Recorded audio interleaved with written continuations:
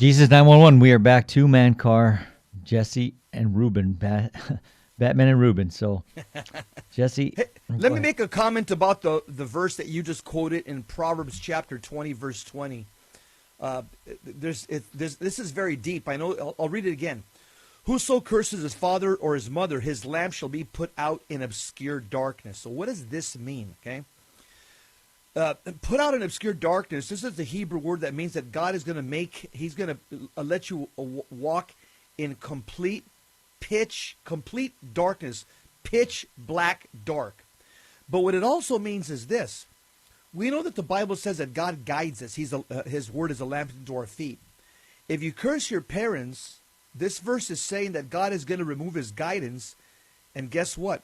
You're going to be stumbling in the dark. You're going to have to figure things out on your own. God will remove His guiding hand. And also, this shall be put in obscure darkness. This is a powerful punishment, because the penalty for cursing your parents is, again, you're going to receive no guidance from God. But this imagery, it also comes very close to the punishment that's reserved for demons. Why? What does God do to demons? He lets them walk in obscure darkness. And so you can see this is a horrible consequence of your actions, that God will almost relegate your status to the punishment of what He does to demons by allowing them to walk in utter darkness without His divine protection. And it kind of you kind of reminds you of the parable that Jesus talks about with the virgins with they don't put oil in their lamps, and they're waiting around for the bridegroom, and when he does come, they're too little, too late. Their lamps have gone out, and when they have to go out and get some more oil, they miss the bridegroom, and they're left out in the darkness, left out of the wedding. That's right. Yeah. That's absolutely right. Ruben, let me quote one Bible verse, because this one, I think this is going to sum up all the Bible verses so people could understand the dangers of cursing mom and dad. The one I want to quote is in Exodus chapter 21, verses 15 to 17. Okay, Exodus 21. I'm not sure if that's on the list, but Yeah, it is. It's the next one. Okay. Go ahead and read the whole thing, then I'm going to make a comment on that. Exodus 21. Okay, well, this is just verse 17 listed here. So, Okay. and he that curses his father or his mother shall surely be put to death. But if you have the verse 15, 16, you go ahead and read it, Jess. Yeah. Verse. Let me just grab it here on the, because this is worth reading, Ruben, because this is going to explain a whole lot. I'm grabbing it right now on the internet. Exodus 21, 15 to 17. Here it is. Okay. I don't know what version of the Bible this is, but it says, anyone who attacks their father or mother is to be put to death. Anyone who kidnaps someone is to be. Let me read it from the more of an older Bible translation here. Okay. And he that smiteth his father or his mother shall be surely put to death. And he that stealeth a man and sell him, or if he be found in his hand, he shall surely be put to death. And he that curseth his father or his mother shall surely be put to death. Okay, so Americans right now are probably saying, how the heck is God saying to the Israelites that someone who curses mom and dad is supposed to be put to death? Are you kidding me? I mean, isn't this going over the top? Well, let me tell you the Jewish understanding of mom and dad, and this way you'll understand why God was so strict about this. That in the Old Testament, the maltreatment of a father and a mother, or the cursing of parents, it's on par with cursing the majesty of God. Why? Because for the Jews, the parents represented God. So to curse, because there's an authority structure.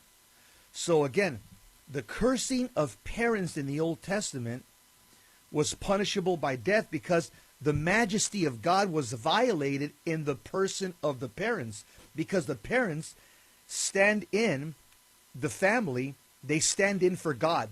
They're stand-ins. So by cursing mom and dad in the Old Testament, God's majesty is violated. And this is the importance, or this is why this commandment is so important, because the relationship that God intends within the family is an exact type of a Christian spiritual relationship with God representing the father and the church as representing the mother.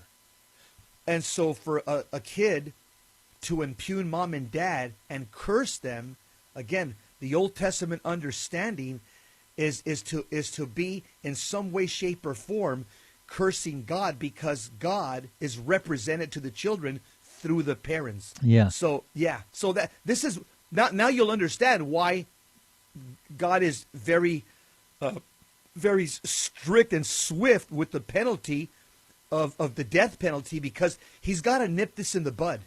Yeah. What about this current generation, Jesse? You know, they disfigure the kids. They disfigure their bodies with hoops in their ears, piercings on their face, their eyes, implants that cause their skin to protrude as if they had horns. Endless amounts of ink tattooed all over their bodies. You know, dyeing their hair colors, colors of the rainbow. You know, what about all this gender ideology? All this points to a sign of disrespect to their parents and family. You know, I would never commit a crime that would tarnish the family name. You know, when I used to work the county jail and I'd see these people come for visiting, and you see mothers holding their kids on the other side of the glass, and these men, you know, couldn't even touch their wife and kids. That was enough to tell me, hey, you know, I'm not going to tarnish my family name. I had too much respect for my parents to cause shame to them. And so when you're doing that, you're bringing shame to the family. It's as if you're cursing them, you know. Hey, I don't care what you guys think, you know. I don't care what your friends and family think of me. I'm just going to do my own thing, you know, like that. The end times, that type of generation. Ruben, and I think a lot of this comes from the influence on young people.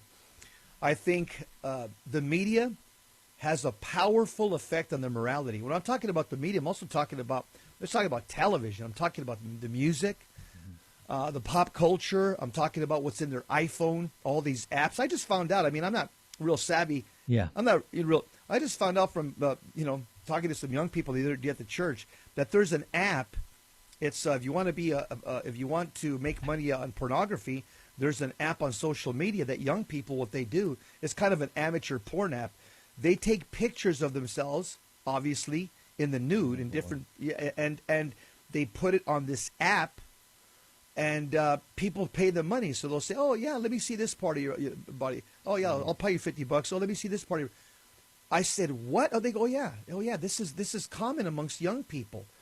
And so again, I think the media, and also big tech media, social media, has a powerful, not only television and movies and the pop culture. It's beyond that. It's right in their hands now. And I think a second thing that is destroying the moral fiber of a lot of our kids is the educational system.